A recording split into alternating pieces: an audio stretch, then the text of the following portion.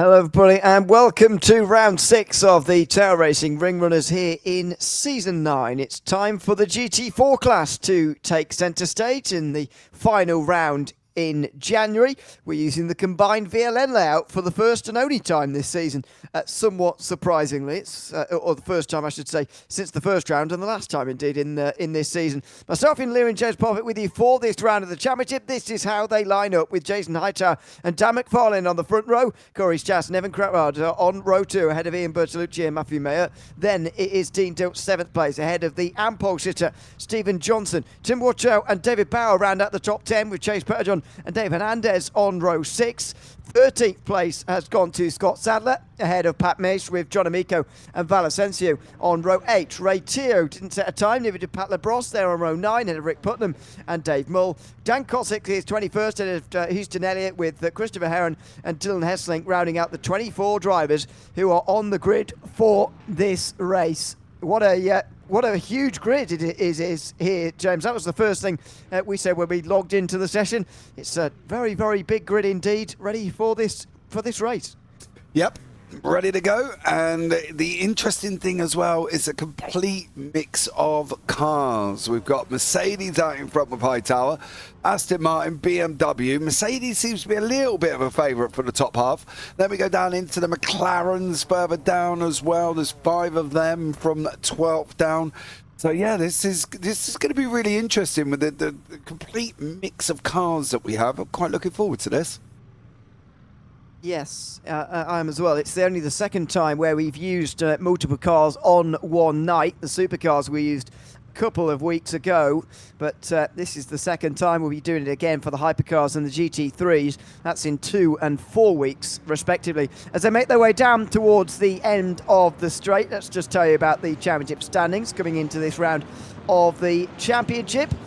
And it is Corey Stas who's leading the way ahead of Evan Kratwad and Pat LeBros. They're all separated by just a point as things stand. It is all very, very close indeed in those pro standings. But if you count it by race, then Rick Putnam is in a great position, as you would expect. Between those guys and him, it's Dan Cosick, Dave Mull in that top 5. Then you've got Dave Hernandez, who has got over 100 points just about as well. In the AM standings, Scott Sadler is leading the way, both on total points and on points per race. Pat Mesh is just 12 points behind with Stephen Johnson and Chase Petterjohn, both with over 100 points as well. I reckon it's the top 4 who are going to be fighting over the championship in the AMs. That seems pretty safe to say already. But it's still very unpredictable in the pros, to be honest. Putnam has missed a round, so he's a bit further down. But Stas, Kratwad and LeBros have done all 4 rounds, and they're only 1 point apart. Yeah, and I think going forward, this is going to bring a great championship to, its conclusion at some point. There's 4 of them battling it out all above 130 in the pros, with Dave Mull not far back either. So I think this is going to be one of these seasons where we're going to sit back and think, wow, that was really close going into the last few rounds. And then, of course, we've got the random duck week to finish off. So yeah, it could be anybody's game. I do want to pick up with Stephen Johnson and Val and Senzio. Stephen's gone to pit lane. Val does not look like he started. No, he's not in the session anymore. So it looks like we'll have 23 starters, one of which will be from the pit lane. But that's still a very big field, and very much looking forward to getting this one underway. It's going to be a fantastic race, that's for sure. As Jason Hightower makes his way through the final corners, now in control of the field. He's got to be one of the favourites for this race, and he's starting it from the pole position, ready for round 6 of the Tail Racing Ring Runners. He's just going to pause and wait for a moment as they go under the bridge. A few of those further behind were expecting an early start, but Hightower's not letting them have it. Now he will go on the round of half the way down the front straight, and he will get some car limps over the rest as well. Stas immediately gets up to second ahead of Dan McFarlane, who's having to be pushed there into line. He's not got off to a very good start. He's on the outside line. Oh, off the road. Meanwhile, Pat Mace has gone way off by the looks of things. Was it? I'm not entirely sure. It was certainly one of the McLarens. It wasn't Mace. He's still there on the circuit, or maybe he just broke in time. He was all out of shape at one stage. Somebody was, and they pulled it up in time for turn 1, thankfully. Hightower leads, though, ahead of Corey Stas. Then it's Dan McFarlane, who's got back past Ian Bertolucci into 3rd place. Yeah, the Hightower out in front did what he had to do. He got out on the line and he's broken away. It was Pat Meach who went off the side of the circuit. There is Stephen Johnson is out onto the racetrack, I believe. Is all out the back. That is a brightly coloured BMW. Fair play, dear sir. But Hightower leading the way at the moment. Evan Krautfield, of course, sitting in 9th place. He's up behind Dean Dills with Tim Watchow in and around him. So this GT4 situation could be really... Oh, it's been a... Oh! Ow! Oh, it's a big crash. A huge crash. Ian Bertolucci's the one who spun around initially.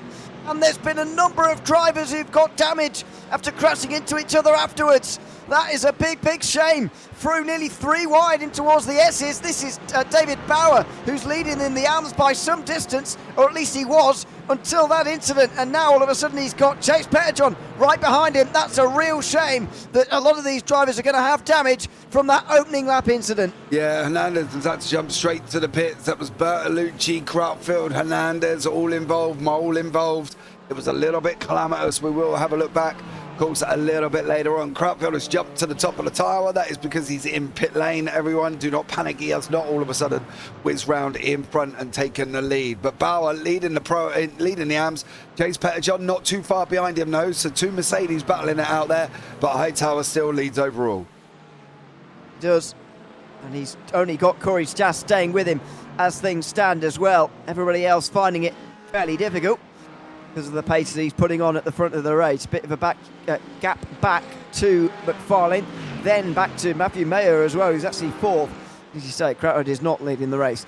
He has just returned to pit lane along with Bertolucci and Hernandez, unfortunately, after that opening lap incident. It's a big group, though, from Mayer right the way down to Petterjohn, we were just seeing there. Look at the gaps out front, though, a lot larger, and Hightower's threatening to break the slipstream already. Yeah, he is at the moment. Just going to watch him come into Arenberg. We know this is generally a little bit of a firework position for some of these guys. Pat Labrosse gets the car stopped. The AMs get the car stopped behind Mish alongside Ray Teo. Teo in that BMW, they managed to get it stopped as well.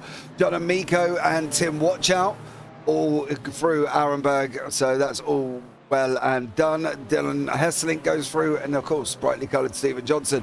But Mueller at the moment has got Pat Labrosse tucked up right behind him. Yep, this is for 4th place, and these two are very close indeed as they made their way over the top. Adnan Forst, out of the corner they go, and that's a decent run for Pat Labrosse here. He's going to be close on the way towards Metzgersfeld, but you never really wanting to make a move, especially not from this distance, really. So he stays behind through the left-hander, then down on the brakes into the tighter part of Metzgersfeld. Short right, and then downhill at Callenhard. Maybe there'll be a chance here. He's fashioned an opportunity there, Pat Labrosse. He's worked his way down the inside, and it just shows that he can pass pretty much anywhere around the north side. You've just got to be decisive a long way alongside. You've got to be quicker, and he has made it work. At the moment, Bauer has got Petterjohn there. Petterjohn right in behind him. This is for the lead of the AMs. Then we've got Pat Mish with Ray Teo, Houston Elliott, and Dean Dilts all in a line. This is another little bit of a flash point. We've seen it over this season. John Amico looks like he's had his own little flash point, unfortunately, and has broke that car by the looks of it. And unfortunately for John Amico, it could be a little bit of a trouble in that BMW. Let's have a look. Tries to get it straight coming out the other side. Slightly right hand down, but may be able to get it through round to the pit lane if he can. There isn't any suspension damage there. It's very minor. Side by side further behind between Mason and Teo. Ray Teo trying to work his way through the field in the new BMW. Round the outside on the kink before Bergwerk. And down the inside, looking there was Houston Elliott by the looks at Dean Dilts on Houston Elliott. It's up 11 places, by the way, in the McLaren, and already knocking on the door of a podium place in the AM class, on board with the Porsche of Dean Dilts here as he works his way up the hill now at Bergwerk. It's going to be a chance here surely to go through either for Dilts or Mesh. The McLaren, though, is very fast in a straight line, and there is an example. Ray Teo's going to be under pressure from Mesh here on towards the left-hander, but no, he stays behind, does Mesh, and so there's a car off. Survives. Yeah, you're right. That was Petterjohn. Next Petterjohn, who was running second in the AM class. Yeah, I'm not quite sure what happened. I do wonder whether or not they've made contact between him and David Bauer. because all of a sudden the car just shot off to the right-hand side, and I do wonder if there was contact between the two. Again, we'll have a look at the replay run-through at the end here. Everybody into the carousel for the first time. Drivers dropping a little bit like flies. Bertolucci, Petterjohn, Hernandez, Asensio didn't take to the start, and we've lost Krautfeld as well. Absolutely. It's what happens when you've got a bigger field, I suppose. You're more likely to get incidents with one another, but even so, it's been a bit of a surprising start to the race. Stay up there. Oh. Yeah, you don't want to be on the curve. Oh, and Dean Dilts had a look at the inside. He was right to try and take advantage, but he couldn't quite do it. You're absolutely right. You've got to stay off these curves, especially in that McLaren doesn't really like it, and they've got away with it that time. Yeah, don't touch them. Don't touch them. It is your worst nightmare, especially in the McLaren. You've got to lay off these curbs because otherwise you're going to be in deep trouble. And that nearly proves it there. That car was bouncing out of control, and he managed to get it slowed down almost and get the four wheels back onto the ground and get some traction underneath him. But he's got to be a little bit more careful if they're going to try and do anything like that again. Your best bet in these cars, don't touch them. Literally, do not touch them. Absolutely. It's the best policy through most of the corners. There are one or two places where you can, but they're very, very limited indeed. Through the right-hander of Flansgarten now, and over this rise, then towards the blind left-hander here, just before Stefan Belafes. And Mace was all out of shape, really. His line all wrong, but he's going to get away with it. Houston Elliott's going to get very close, though, on the way towards Trabentrance, and there could be a chance. Oh, that's not going to help either. Mace just blinking, and Houston Elliott won't have known what quite he was aiming at there. He'll get away with it, though. Pat Mason, he'll hold on to 9th place, or 8th place as it will be. For how long, though, on this back straight? Well, we're going to find out how the draft's going to act here. We've got Bauer and Tio a little bit further down the road. You can see the guys in the background. They're still going at each other. Heron's been off the side of the circuit as well, and he's got passed by Scott Sadler. But let's see what the draft does. Is this going to be one of these scenarios where it's just going to be too strong and he's just going to go through for Bauer, topping north of 140, and at the moment he's just pushing him along? He is. There's not such pushing going on in the background, by the way. Putnam has been coming through from the back of the field, and he's alongside Dean Dilts, and here comes the Aston Martin. He's going to get a double slipstream here as the McLarens go side by side. He's going to go through the middle of them in the Aston Martin. He's going to leave space for 4 wide, but Dean Dilts is going to have no chance here. He's in the Porsche. He is being dragged along, though. Oh, look at this. Putnam is just dragging Dean Dilts with him here. The 2 pros are going to get past the 2 AMs, who stay in the same place. Mason, Elliott get single file again. The 2 pros, though, are ahead of them now.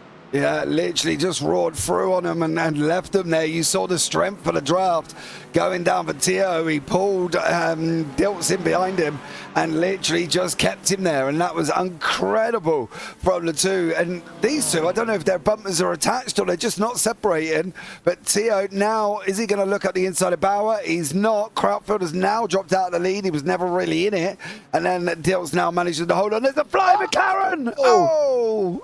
No! Was a misjudgment from Houston Elliott, who hits Dean Dilts, and I'm afraid that will be... Oh, and it's chaos down here. Heron has gone deep in the corner. Mull spun round. Scott Sadler's gone off. It's absolute carnage down at turn 1. There's Sadler picking himself out the wall down there as well, and the Aston Martin, the AM Championship leader. It's absolute carnage down here at turn 1. Oh, it's still going on. Yeah, I think Elliott's broke. He must be. Yeah, he can't get the rotation through. Look how much he's got to try and steer it now. I don't know. Let's have a look and see. We've got a little bit of a... Oh, maybe not, but... Is he using a control? Is he using a joystick, by the way? Hang on. Can we go back to that camera view there? Some of his... looks like he's using a... I think he's using a controller. No. That can't be possible. He can't be steering like that. Well, is it possible? No, I suppose it's not jumpy enough. No, I mean, it's... Look at that. Look at the way it sort of returns to a sort of level-ish thing. And then, I reckon, yeah, I don't know. Either his steering input's very weird or he's using a controller. All right, I'm going to go. Let's see if I can find out. I'm off on the hunt. You got me inquiring now, so let's see if this is what Houston Elliott is on. Bauer's still got Tio tucked in right behind him at the moment as these guys are entering back once more. And Tio not really looking to go anywhere, but we've seen this a couple of times this season where people are choosing not to make the moves. Yeah, it's a bizarre one, but especially in this situation where I think Tio is almost certainly faster than David Bauer. Although, having said that, we don't know how quick Bauer is, to be honest. We just don't know at the moment because he's not been at any of the rounds so far this season, so it's difficult to tell. Tio is right in behind him at the moment, though, and we're pushing him along on the way towards Schwedenkreuz. He won't go through here, though. Yeah, I guess so. I guess they're just... they've found a happy medium between the two. They've realised they're similar speed, and Tio's happy to push him. Yeah, I am surprised, though. I'm surprised. Where did we see that last time? Oh, dearie me, I've slept. Somebody who was happy just to push along last time and then ended up losing out on the last lap. Yes. Oh, yes. Yeah, there was. Yeah, I can't remember either, but there was. That much is true. I'm going to go. Clios. Yeah, I'm going to go and have a look on it, see if I can pick up who that was. Again, yes. I do wonder whether Houston Elliott might have had something to do with this. Let's have a look. Maybe. So they continue on down on the way towards Meskersfeld. These two, doesn't look like anything's going to happen between these two at the moment. As far as the championship goes, by the way, Rick Putnam starting down the field is a big chance for some of the others today. He's still in 8th place at the moment. He's, I would say, probably catching these two, but we'll see how it develops over the course of the next 2.5 laps of this race. There is Putnam in the background. So, who can gain points on him? Corey Stas, Evan Kretwald and Pat Labrosse are the answers you're looking for there. Unfortunately, Evan Kretwald's already out the race, so he's not going to be gaining points on anybody, and this will be a drop round for him. The first time he's finished outside the top 6 this season. For Corey Stas, he's currently running in 2nd place. There he is, although he's got Dan McFarlane right behind him. That's a bit unsettling, but at the very least he is gaining points for the moment. And Pat Labrosse, I'm afraid, is in 4th place. So neither of them gaining huge points, but they are gaining something over Rick Putnam here. That's exactly what they have to do. Yeah. That's the important thing. Yeah. Steady. Get it stopped. Farland's looking quick here. But I think that's the thing when you come into a round like this. We talk about this circuit every single time. And because of the unpredictability, there's my teeth there. Nice. Thank you. I think the thing is you've got to just try and finish the race. And if you finish the race and score points, you're always in with a chance. And just to let you know, it was Houston Elliott. He lost 9 seconds on the last lap. Yeah, that was the one. Well done. Good memory, Mr. O'Leary. Good memory. Dan McFarlane down the inside and through on Corey Stas as Stas tries to come back again here on the outside line. He's trying to go around the outside before Starstracker. That would be impressive. Oh, great respect shown between the two of them at a narrow part of this circuit, but Dan McFarlane does have the position just about.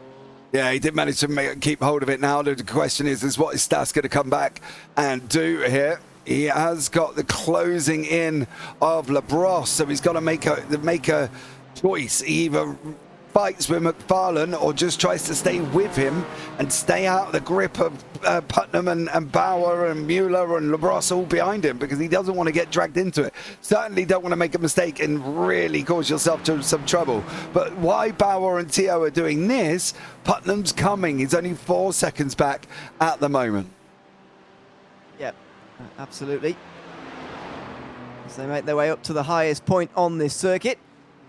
And Tio very, very close to one another over the top there. Now, Tio's got a better run through here, but he's just shown himself to not really want to make any overtake at any point here. Mesh versus Warchow, could be a very important one for the championship. Well, not the championship necessarily in AM, but it could be. Mace is very much involved there, although Warchow's missed 2 rounds already, so he's a bit further behind.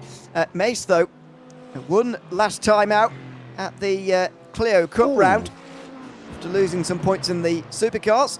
And all of a sudden, there is a big battle here going on between these AM drivers. Now, I'll tell you one thing, though. If Warchow keeps bumping the curbs in that Mercedes, he is not going to end well. This discipline at this circuit is tough, because normally where you would run curbs, you really can't quite do it here because you've got very low front ends. If you look at the Merc's front end here, you can see it's very low to the ground. And the problem is when you do that, you hit the curb, you can bottom the car out, you grind it, you lift the wheel up, and then before you know it, you're springing across in the road. So, you know, you've got to make sure you are very, very precise in these cars. Unlike that from Pat Mace, you cannot do that. Bauer and Tio, well, they're not moving. They're not moving at the moment, but Kosick is another one in the Mercedes, and he's trying to chase down Watchow and Mish, who are going at each other. So great little action taking place here. Yeah, it is. This is the kind of group you hope to see when you see a field like this one at the beginning. And Mish makes a bit of a mistake there. Watchow had a look at the inside, but he didn't quite go for it on that occasion. Further up, Tio has passed Bauer. That is what we expected to happen probably a lap ago, to be honest with you, but there you go, it's happened now. Just in behind them, by the way, Dan Kosick has got one of the BMWs behind. That is Stephen Johnson, one of the AMs, who is a lap down here, and I reckon is being registered a lap further down than what he actually is on the in the standings. I reckon he's legitimately in 12th place at the moment, although I could be very wrong. We will find out when we get to the line here to see if it corrects itself or not as they make their way down the hill. He certainly could play a role in this, whether he is on the lead lap here or not. Here goes Mish and Watchow side by side between the two of them. Watchow could be freight trained here, or excuse me, Mish could be freight trained in the McLaren if he's not careful here, although he's just saved by Johnson staying behind. Stephen Johnson didn't want to get involved. Now down the hill, Watchow just ahead of Mish and Kosick, and that's safe. Oh, Mish is off! He's off, and he's going to go straight to the side of Watchow. Is he? No, he's going to save it. Is he going to stay on the road here? No, he's going to spin to the inside, but at least he didn't hit anybody. That's a big moment for Pat Mish in the context of this championship. It could have been a big day of gaining points for him, but he's had a big moment there. Yeah, hit that grass, and then he was trying to stop the car, and then you could see it. The thing is, you can almost judge what is going on in that car. What is going on with his face at that moment. He's sitting there thinking, no, no, no, no, no, no. Oh, stop. No, no, no. And it's just pure terror and fear, because you just know once you hit the grass, you know something bad's going to happen, and at the speed that he hit it at the same time. So yeah, he got away with it, and I believe he's still been able to run, but he's just a good few seconds back at the moment. But Labrosse here, he's still got Mueller in behind him. As you say, Tio did get hold of Bauer, and we'll have a look back at that one after, because that has taken 3 laps to happen. Yeah. That was a pretty easy pass, to be honest, as well, by the looks of things from Tio, so there probably wasn't much to see there. Anyway, Labrosse versus Mayer is going to go on here. The best placed non-Americans in the race, the 2 Canadians, here 4th and 5th place at the moment. And they're quite a long way ahead of the rest of the field as of right now. Labrosse has been having a good couple of weeks, to be honest. In the Clio Cups, managed to take the victory, was second in the Supercars, only to Tio, who really seemed to have that car nailed. In the Legends and the HPDs, he won as well. This would be a surprise to see him finishing off the podium for the first time this season, and the only time he has not finished on the podium was when he missed a round. Yeah, and that's the thing, is that you can't really help missing the round, because, you know, we all miss him here, but I think generally for Pat, he's got to try and start making gains a little bit. It's 3.4 seconds. Is it going to be enough over the next lap and a half, before, whether or not he can get onto Corey Stas or not? That's going to be the question. We sit here and say we don't know, because we don't, because you just never know what will happen and whether or not they will end up catching up, making a mistake or anything like that along them lines. Yep, that's certainly true. As it has corrected Stephen Johnson, by the way, to be back on the lead lap, so he is involved. He started from the pit lane, didn't he, Johnson? That's why he was. Yeah, that's so. The timing doesn't like that. No. To let you in on a secret. It refuses to acknowledge that you exist for a couple of laps, and then finally, if you lap enough times, then it does finally accept your existence. But it does take a while. So it's 11th place for Johnson. It's a decent place for him to be, actually. Gaining points again, perhaps, on Pat Mace, and that's certainly a good thing for Stephen Johnson. He's ahead of Sadler as well. So this could be a bit of a points loss for Scott Sadler for the second week in a row after losing 6 to Pat Mace in the Clios. Yeah, he hasn't got a lot to play with. So he needs to be a little bit mindful with Mace in front. He's got to try maybe over the next few rounds to see if he can get anything back on him. We've got the spec racers. I am so looking forward to that next week. And then the GTPs, the BMW as well, GT3 to finish it off. And then, of course, we've got Duck Week. And Scott's done well this season. I'd hate for him to almost fall off in that middle season. He don't want to be a professional football team that do well at the beginning and then die at the end. Do you know what I mean? He keep that consistency going. Yep, you certainly do. And look at this. This is a great chance for Johnson. Although I've got to say, his shyness on the straight last time round was a bit of a surprise. Would have thought he got involved. Oh dear, Bauer's gone back to pit lane.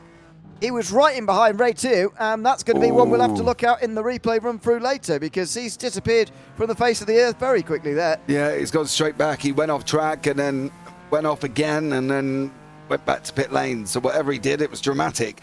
But that's what we're talking about. When we sit here, you're like, I'm sure the people at home who watch this back must sit back and think, these guys are off their trots. Because we do talk about just how unpredictable this circuit is. It's what we got at the moment. We've got 154, probably around about 162 corners on this layout. And it's a lot. And Bauer was out in front by miles. He was out in front by miles. You know, we presumed he was an AM, and he's now ended up in pit lane. And the same thing can happen to the likes of Corey Stas, to the likes of Pat Labrosse, to the likes of Stephen Johnson, Dan Cossack, because it is such a tough circuit. Labrosse's gap, however, 2.4 seconds now, and he's got a lap and a half. Yeah, and the pace, by the way, is very, very quick at the front as well here. The top 5 are covered by 10 seconds. I know it doesn't look like it's very close because of how they're spaced out quite evenly, but it is very close at the front between the top 5. And by the way, Pat Labrosse has made up 14 places so far. That's the most of anyone in this race. Stephen Johnson has made up, what would that be, 13. I know he's qualified higher up than that, but he started from the pit lane, so we'll say he started in 23rd place, because he did. And he's up inside the top 10 now as Watchow continues to try and fend this AM lead, and he'll want to try and keep the AM champion from season 8 behind him for as long as possible. Dan Cossack is acting as a bit of a Mercedes-shaped barrier between Watchow and Johnson, which is protecting the current AM race leader. Yeah, Johnson, of course, was ahead of the AMs on the grid. He then went back to pit lane, don't know why, and now he is chasing these guys down. I think Stephen needs to be, from my perspective, the fact that obviously he backed out on that straight, he needs to be a little bit more braver. Give it a little bit more oomph. I think he's probably made up a lot of these positions because we lost the likes of Krautfeld, we lost Bauer, we lost Diltz, Mole, Bertolucci. We'll have a look back at some of their dramas. But I think for me, he just needs to be a little bit more, you know, at the moment he's a little bit more meow. He just needs to be grr. You're always encouraging people to be a bit more grr. Yeah, I think sometimes you need it. You don't want to be a pussycat, mate. You want to be an Alsatian. I think it was Corey Stas last season, wasn't it, that you were going after, trying to get him to it. I don't think he was listening. No, I don't think he was either. But you know what I mean. I'll try. Stephen's got. You do try every time we're together, bless you. But Stephen's trying to get. He's got pace. He must have pace in that BMW. Put the car ahead of both of these drivers. But one lap pace on your own needs to go reflect into race pace, and if you're not going to be, you know, then you could just end up being a little bit more meow.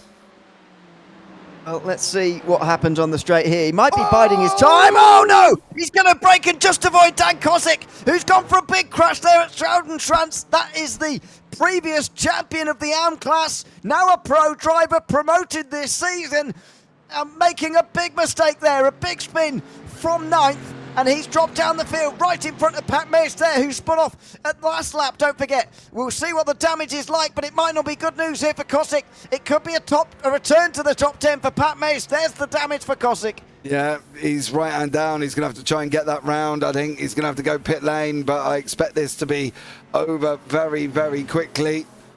And there you go. I think these two are just going to breeze through. I don't see the point in trying to send it 3 wide because I think you're going to be done. Slot in behind and make the most of that one. Sadler did end up closing in behind him there at the same time. So Sadler's going to go through. I do expect Kosick to go back to pit lane. Watch out, however, is side by side. This is it. There you go. You're now a lion. He was just waiting for the right moment by the looks of things. Sadler now goes through on Mace again, and Kosick's not quite giving this one up yet. He's just taking the slipstream, though. He's not getting involved. Side by side, Mace has been here before, and he went off last time. Don't forget, he's doing it again here. On the outside, he's broken a bit this time, though, and that's the sensible thing. He's just backed out, and he's down to 4th in the class, but at least he's still on the road, unlike last time, where he certainly wasn't. Will Kosick continue on, or does he decide to repair the damage? He's going to carry on. He thinks that he can... Well, I suppose he probably can limp to 12th place if he carries on. Yeah, I think if he can get that back, he will. But this is going to be a long and painful lap. We'll keep an eye out just in case some other dramatics happen there for Dan Kosick. So we'll see what happens on that one. But just confirmation for Houston Elliott. I am being told he is not on a controller. Okay. Probably just being a bit rude then. Yeah, you've just abused him. That's nice. Sorry. It just looks very... to be honest with you, to drive, I really don't like GT4s. I always think it always looks a little bit weird from these onboards, especially the McLaren. As much as I like it from the outside, the interior doesn't look very very nice in my opinion. The steering wheel is absolutely massive. It's like a lorry steering wheel just plonked in the middle of that car for some reason. And the steering looks incredibly abnormal. I mean, have a look at this with Pat Mace. Look how big the steering wheel is. It's absolutely huge. Anyway, it's a bit odd. I don't especially like it, and maybe that's what I've been seeing. The fact that it just looks a little bit weird from inside to me. So, would you prefer Mercedes wheel? I think that looks a bit wide, don't you? That's very wide as well. Yeah, but you got to think hands. Ewan, stick your hands up to the screen and imagine yourself driving the car. They're not very far apart when you look at it in perspective. Are you putting your hands up to the screen? Just so all the viewers know. The scale's not going to be right, is it? So no, I've not done that. I'm like Mr. Bean measuring my furniture. That's a bit more like it. There, the BMW. It's a bit narrower. You know. A bit better, I think. A bit more. The main reason why I prefer it is not purely aesthetics. I think actually helps you save the car when the steering, obviously not too small, otherwise it would be very twitchy and all over the place. But just the right size, not too big, because otherwise you can feel like you're really wheeling it around, and it can be very, very difficult to save a slide, in my opinion, if the steering wheel is a bit too big. There you go. Yeah, I think there are. I drive obviously. Oh, I thought he was going to try and dive there, sorry.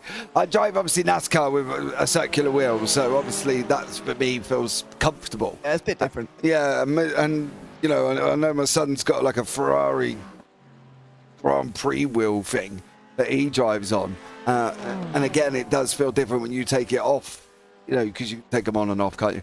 When you take it off and put your bigger wheel on to drive something else, it's a weird feeling how a wheel could possibly make such a difference. But I think depending on what you've got on your car at home, obviously, let's just remind everybody, this is sim racing, that the wheels that are in the car that you see are not the wheels that are on their rigs. Okay, I just want to point that out. Not necessarily, although you can buy a wheel that looks exactly the same as a BMW GT3 steering wheel. So there you go. And indeed, more are being made like real life steering wheels, but for sim racing as well. So you can buy them these days, but they're not very common. You're right about that. And yeah, it is weird how it makes such a difference, because you'd think on your road car that you never really think about what your steering wheel looks like. And that's massive. It just drives how it drives, and that's kind of how it is. But in sim racing, it seems to make a lot of difference. Mace has just got past Sadler by the looks of things. That looks like an error to me, because that gap has opened up very quickly indeed, and this gap is closed. Pat Labrosse has got very quickly towards the end, and Corey Stas all of a sudden is under pressure. These two both want to be gaining points on Rick Putnam today, but and especially Corey Stas actually, because Pat Labrosse, of course, has missed around himself, so he's got something to fall back on, unlike Stas.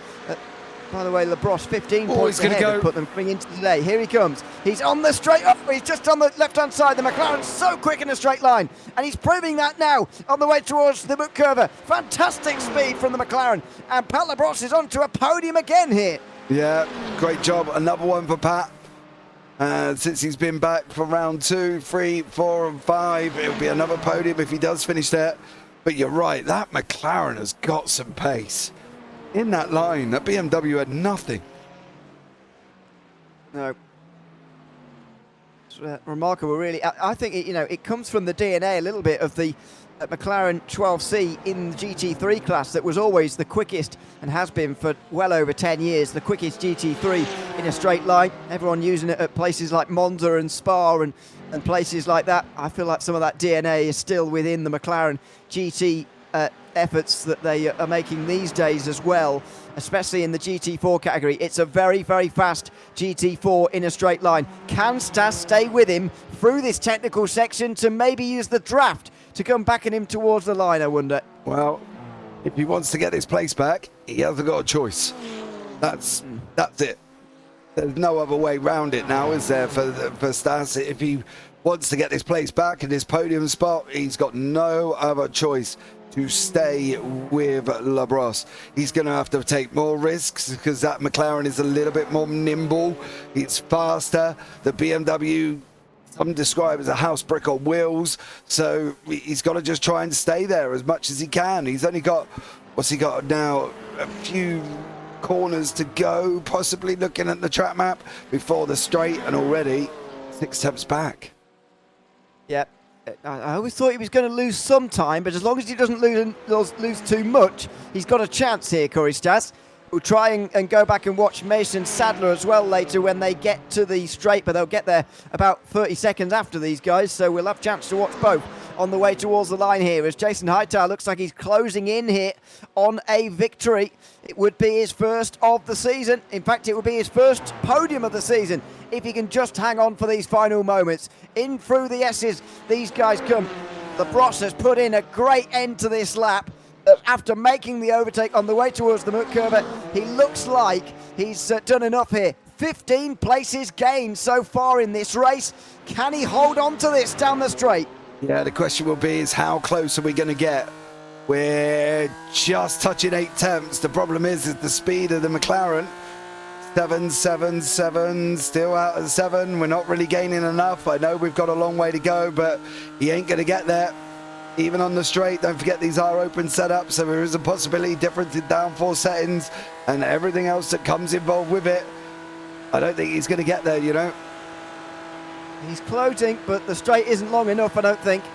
Stas is going to run out of time here, and he might be disappointed with his efforts here in this race because he's only 3 possessions ahead of Putnam, and looks like he might well lose points again here to Labrosse all over again in this championship season. Meanwhile, Jason Hightower comes through the final corner and goes over the line to become the 4th different race winner this season and take victory in the GT4 class on the Nordschleife in the backdrop of a beautiful sunset in the background. Hightower takes victory by 3.5 over McFarlane, and Pat Labrosse 15 places gained onto a podium. Is that a potentially championship winning drive from him? It is early to say, but he's putting himself in a great position here so far in season 9. Meanwhile, Mesh versus Sadler down the back straight is going to be on here in towards the final corners.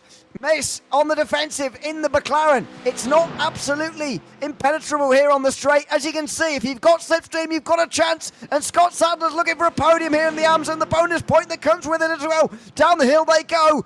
And it looks like Mesh is going to be overhauled. He is. Oh, he's got off. He's trying to overcome him again here. And he can't quite do it. Mesh there went off the circuit trying to get past Scott Sadler. And he's not managed to do it. Stephen Johnson's taken the victory. Tim Watto is second. And Scott Sadler rounds out the podium places with Pat Mesh in 4th place. Scott Sadler loses points to Johnson, but he gets ahead of Mesh on the last lap. Yeah, great job from Scott there as well. The interesting thing is we've got to give Johnson a shout out because let's not forget he started from pit lane. So the fact that he's got first in class, 8th overall, absolutely stunning for him. Hernandez has not had a good lap here. There is something that's gone on. We will try and have a look back at it. What sort of situation is that McLaren in? Looks okay, but he's also had a dramatics there at the same time. But Johnson, clearly he had pace, showed it, don't know why he was in the pit lane, and he's come back and taken the AM win. Could even be something as silly as forgetting to put yourself on the grid, to be honest. Those things are very possible indeed. So that might be one of the reasons. But yeah, it's a particularly bizarre one. So Johnson and Labrosse both gained 15 places. If anyone ever tells you that overtaking is difficult on the North Cypher, then in 4 laps, tell them that Labrosse and Johnson both gained 15 places in just that amount of time. What a fantastic race, though. A great display from both of those two. One of those to put yourself further ahead in the championship. And now Pat Labrosse has got 5 podiums in the last 5 weeks. And in Stephen Johnson's case, he's putting himself maybe into a bit of a conversation for that AM championship. He finishes 2 positions ahead of Sadler on the day. He'll get a couple more bonus points compared to Sadler as well. Maybe he's in that conversation as well. Yeah, I think that's the thing. You can never count people out, right? This is one thing I've learned about since we've been doing this series. You never count them out, and you don't ever do that because of the nature of the circuit. And that's the thing. Sorry, I thought John Amico just had another bit of drama there. And that purely because of the nature of this circuit. Look at Bauer, out in front, Miles, out. Hightower, I've seen had an incident on final laps before. Lots of drama happening. So I think the fact that Johnson is up there now as well, doing a great job every single week, he's in there. His name's got to be in there and get a mention. Yeah, he's in the conversation for sure. As fortunately Chase Petterjohn loses points today, he'll be slipping away from that conversation a little bit. Tim Woodchow is in there as well. He finishes 2nd place. He's gained 21 points per race so far. 25.6, this is before this round, of course.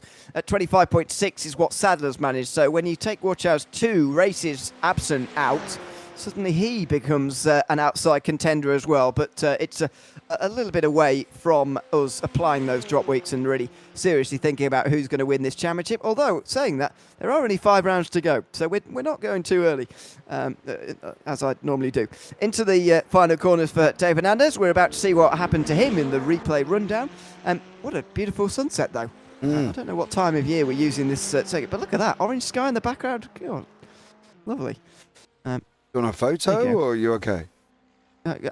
I'll just take him one now. You just take it, all right. That's cool. Just get a pause up for you. Just pause up there. Yeah, May 15th, 2024. So there we go. On that one. Oh, ages ago. Yeah, just quick thing on Stephen Johnson. He swapped out of VR to move an overlay, and when he swapped back to VR, it lagged out and he was getting 2 frames per second. So he did manage to sort it out before the start of the race. But here is the race results. Yep, I'll read them while I'm taking pictures. Stephen Johnson has taken the AMs.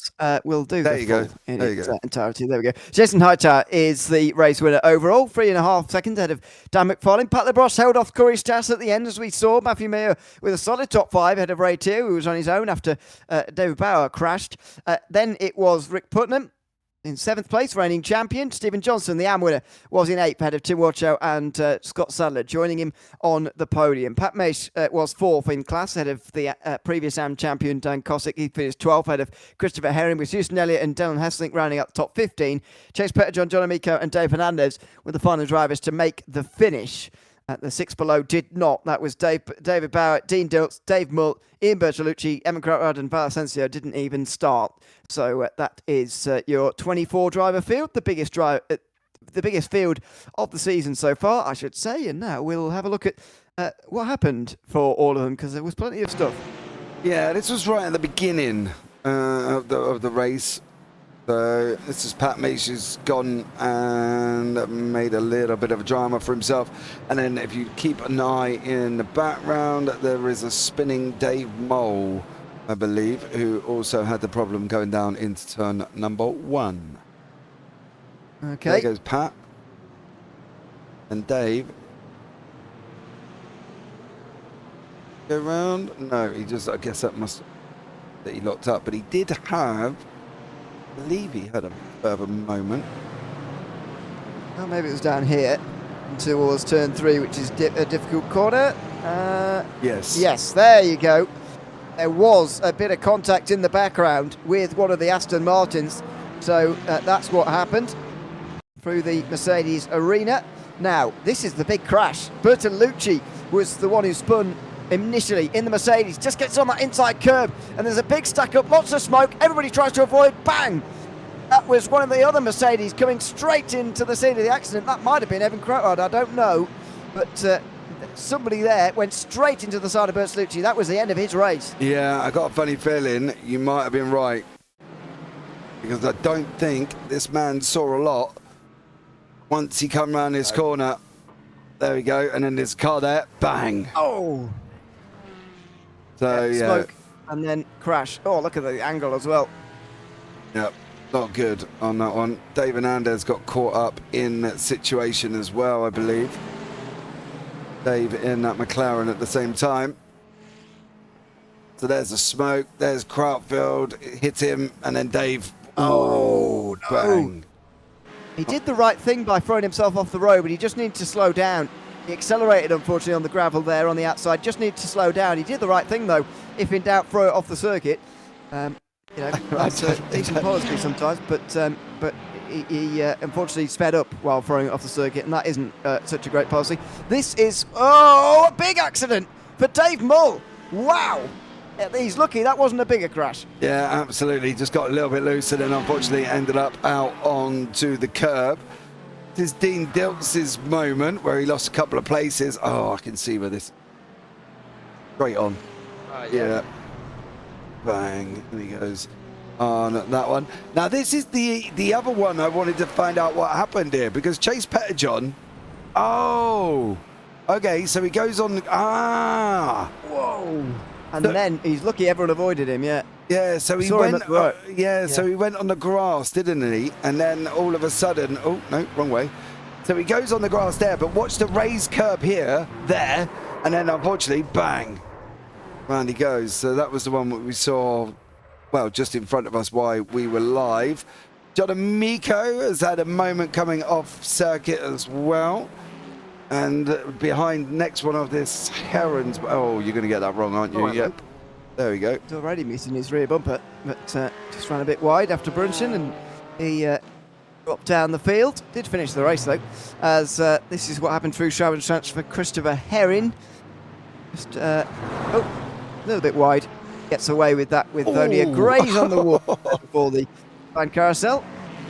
Yeah. Elliots and Dilts. This is the 4-driver group we were watching a bit before, and this is where Hustoday got it wrong. He apologised, by the way, profusely to Dean Dilts afterwards in the chat, but Dilts wasn't particularly mad with him. Just one of those things, he said. This is, I believe, another angle of it, isn't it? No, Heron, this is Heron, and then Mole had... Oh, it's a very similar crash happening immediately after the one we'd just seen before that. Well, yeah, it was practically the same thing. It was almost like deja vu. Mole goes in, Heron goes one side, Mole, and then bang. So, yeah, give or take. It's the same as the Dilts incident. So that's very unusual to see two going the same way. And then further on from that, this is John Amico. I'm getting down to the Bauer incident. We are just reached lap 2. And then this puts Amico, he has a problem, and then he goes bang across, loses it. Well, he's lost both now, bumper and rear end. Oh no, it's back. One of them's back. Oh, hello. Oh, and he's been scared off the road. And it's off again. Will it come back on again? Surely it can't. Like it. Oh, it can't. It can't oh, come no. back. That looks very sad, doesn't it? Yeah. That's not a good-looking BMW. This is how Bauer ended his day, is it? No, this is how he lost. Oh, on the curb. on the grass? No, he gets away with that. Yeah, that's how he loses the place. Remember when we said he swapped places and we couldn't work out that's why he done it? Now, this is Mish's incident where he got kind of, well, this, basically. Pray, missed, pray, brake like crazy. There we go. He doesn't manage to get it stopped. Now, this is the Bauer that went back to pit lane. All right. Okay. Right. Sliding through, miss. Good save. Then just noses into the wall, and that probably did quite a bit of damage. Yeah. So, unfortunately, that was the end of that one. Dan Kosick. What was that? He just drove himself straight into the wall afterwards as well.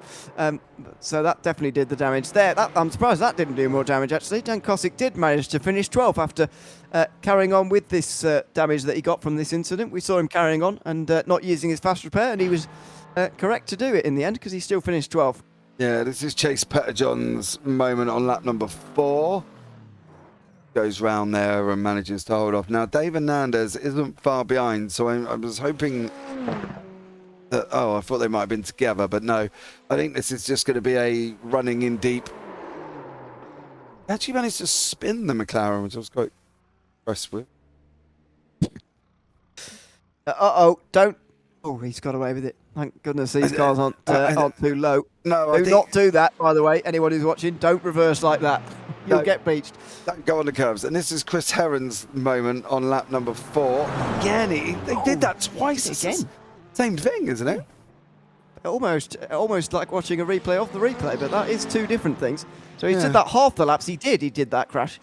That's not great, but there you go. He still managed to finish the race, at least in 13th place, although he did lose out to Kosick at the end. So that is pretty much it for the replay run through and the GT4s round of the Terra Racing Race. That was I think the most drivers we've seen in one race from this series, maybe ever, certainly this season, and it was a good show. Yeah, it was, and I quite enjoyed that. You know what I mean? And I think the GT4s have done well, and hopefully we can get these 24 back next time, because that would be good as well. That would be good. Yeah, we'll be back next time with the Spec Racer Ford, which you're very excited about. I think it's a free car these days, or is it a legacy car? No, I think it's a free. If it's free, then maybe there'll be a lot of people coming on down, because that does tend to help people along. As indeed it's helped people here. I'd imagine almost everybody owns GT4s, so that's helped. We'll be on just the Nordschleife itself on the Spec Racer Ford round. We'll be back with that, of course, in a week's time. That race taking place on the 5th of February with practice opening at 8 p.m. Eastern Time. For now, though, from myself, Ian O'Leary and Jez Parfitt alongside me for this round of the Terra Racing Ring Runners, it's goodbye from the GT4s. We'll see you in next week for the Spec Racer Ford.